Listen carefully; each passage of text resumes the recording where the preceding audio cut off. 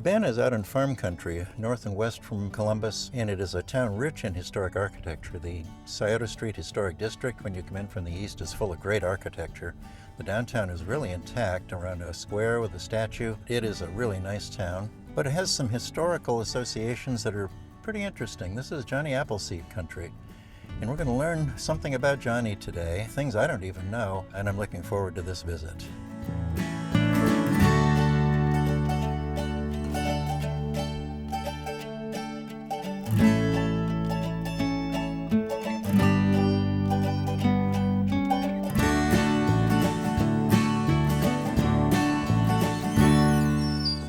Hi, Michaela. Hey, Jeff. Welcome to the Johnny Appleseed Museum.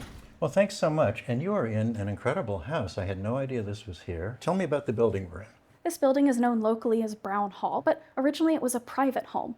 It was built by Dr. Thomas Moses and his wife Hannah Cranch and completed in 1880. Dr. Thomas Moses was a professor of natural sciences and president of Urbana College around the corner from us. They lived in this home for about 9 years until it was bought and sold until eventually it was given to Urbana College as a women's dormitory. So the second and third floors is where students lived. Well, it seems to have survived really intact. I mean, there's an original mirror, the fireplace, the tile on the floor. The wood floor is in beautiful shape.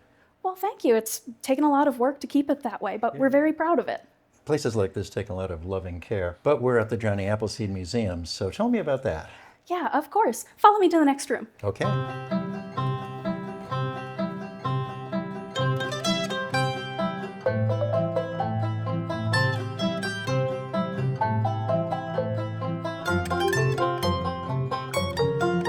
So here we are. There's a lot of story here. It's a big story, and we had a really big challenge when we were reopening the museum. How do we pick between the man behind the myth and the myth itself everyone knows and loves? So we sort of did a little bit of both. We start in this room, and we tell his story, starting September 26, 1774, with his birth in Leominster, Massachusetts. So he was a New England person who He was. And I know him the name Johnny Appleseed. Of course, that's not his real last name. Chapman was his real last name. And I have to admit, I have this image, and I must have picked it up somewhere, that he went around with a cooking pot on his head. I'm guessing that's part of the myth. Well, you're not alone in that image. It's one of the most frequently asked questions, and people are still divided on it. What we do know about Johnny Appleseed is he was an avid storyteller. He loved to entertain people. So is it possible he did it once or twice for a laugh? Absolutely. But did he actually wear a pot on his head? Not really. I suspected that was the case. When did he get involved with apples? I mean, that's the story there, but what happened? So apples actually as an idea were very important to pioneer America. They were more or less used as a currency. So as a young man, after he leaves Leominster, Massachusetts, he sort of travels down New York and into Pennsylvania. And it's in the Pittsburgh area he learns about the trade of being an orchardist, which is super important. People have this idea of this carefree fellow, but he was actually a really intelligent businessman. People needed people to plant apple trees for them so they could claim their territory. Now, did he promote different species of apples? Varieties, I guess you'd call them. Well, this is a very interesting answer, but maybe a disappointing one. When we think about apples, we think about our grocery store, the Red Delicious, the Cosmic Crisp, the Jazz Apple, but every apple Johnny Appleseed planted was actually called a spitter apple. You can guess why they got that name. Take one bite and spit it right back out. Exactly. They're a lot like modern day crab apples. Not very good for snacking on. Oh, so this really begins to chip away at the myth. These were to feed people. It went much farther than that. Absolutely. It was an integral part of society, and he was not alone in doing this, but he was probably the most prominent. But what makes him even more interesting is the way he went about doing things. I'd really like to show you around the missionary room and sort of explain a little bit about why he did what he did. Come with me. Okay.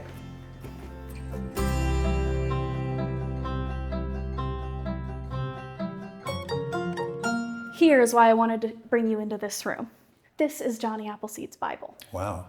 A lot of people didn't know Johnny Appleseed was a missionary for the Swedenborgian faith, a religion that says God is in everything, and that includes all people, all animals, and all plants. It makes a lot more sense thinking about this folkloric hero who's sort of a pacifist and known to be a part of nature when we realize He believes spiritually God is a part of the nature he's in. It certainly makes sense that somebody thinks that way, especially in that time period. Absolutely. And we have his Bible today, more importantly, because of his half-sister Persis. When John Chapman passes away March 18th, 1845, his sister goes to collect his belongings, which include his Bible. And how did it make its way to this museum? It was passed down through her family of descendants. The current descendants of Persis Broom still live in Ohio today and have a close relationship with the museum, so they really graciously allowed us to borrow their family Bible to put on display. Well, once again, the appropriateness of this house for being the museum is just wonderful. I mean, there's a terrific mantelpiece here, original windows. I'm guessing this maybe was a dining room. Most likely, but what I think is most fabulous is the original homeowners were also prominent Swedenborgians, just like Johnny, and we see that come through, especially in the woodwork. There's a lot of symbolism of plants and animals and nature especially, so even the homeowners were sort of thinking along the same lines that Johnny was. Now, as far as you know, would they have known him? He would have passed away long before they were here, but we do know that John Chapman knew John H. James, the gentleman who donated the land for Urbana College. Right. We have on record that he did pass through the Urbana area, actually talking to John H. James to seek legal advice of all things regarding whether or not he still had legal claim to an orchard he had left behind a while ago. Any record of how many orchards he was responsible for creating? Exact numbers on the orchards are sort of hit or miss because they changed hands so many times, but at the time of his death, we do know he had over 1,200 acres of land in his name alone. Wow, that's a lot of land. And it's spread across multiple states. So it's no wonder that even though he has all this land, at the time of his passing, it all goes to Persis, and when it's all said and done, it boils down to more or less the modern equivalent of $400 or $500. So he was very, very wealthy, but mostly in assets, intangible things. Well, this is really interesting. What else can you tell me? Well, let's talk a little bit about why apples at all.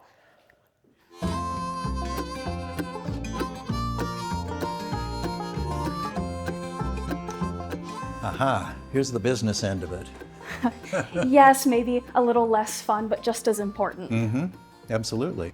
Almost every household would have a cider press just like this one. You would put your apples through the chute here, you would crank it, and all of the byproducts of the mushed and crushed and taken apart apple would fall into a bucket here, which had a cheesecloth. You would take that cheesecloth of waste and you would attach this weight and crank it like a screw to press all of the juice out of that mush.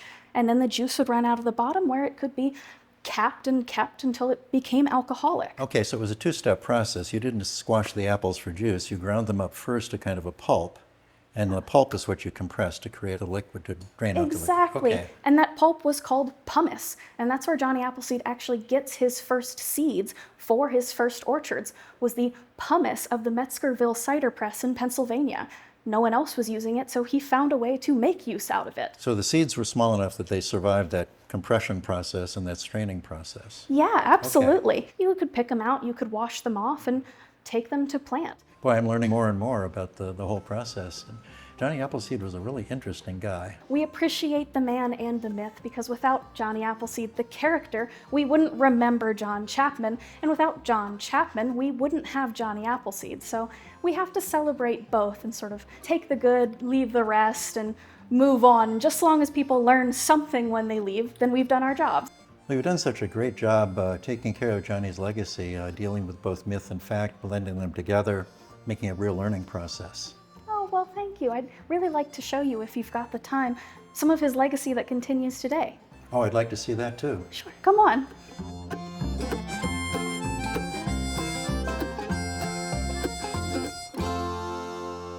So Johnny Appleseed and Urbana, it's not necessarily the logical place to celebrate him, or is it? He spent 20 to 30 years of his life in Ohio, but all in the area of Mansfield. So we get this a lot. Why Urbana? Well, the answer to that is the Swedenborgian connection. Ah, of course. I told you his faith meant a lot to him. Yes. And Swedenborgianism is really what sort of built up the area of Urbana. A lot of the affluent people of early Urbana were Swedenborgians, and Okay. including the college itself. So Swedenborgians are the ones who collected Johnny Appleseed's memorabilia, and they gave it to the college. Well, obviously these are apple trees that we're passing, so you must be trying the different varieties. Not quite. So these are all grafted from a tree that Johnny Appleseed himself planted. Ah, so it's continuing the bloodline. It is. It's a little bit of our legacy, continuing his legacy. Well, I'm glad to know you're continuing that sort of Johnny Appleseed bloodline in the apple trees, just continuing into the 21st century and beyond. Tell me more about your educational efforts. We're a museum first and foremost, so we want to make sure that we are part of the community. So we opened this beautiful children's garden before the museum was ever open, just trying to get people interested in showing up and seeing what we were doing. And now we're open for tours every week, which has been wonderful, but we're ready to get out into the world. We don't want people to forget about Johnny Appleseed. So as a group, we have the Society, which is our volunteer group, and they want to take Johnny Appleseed to schools, to festivals. They want to be able to bring Johnny Appleseed to the people who can't come to us.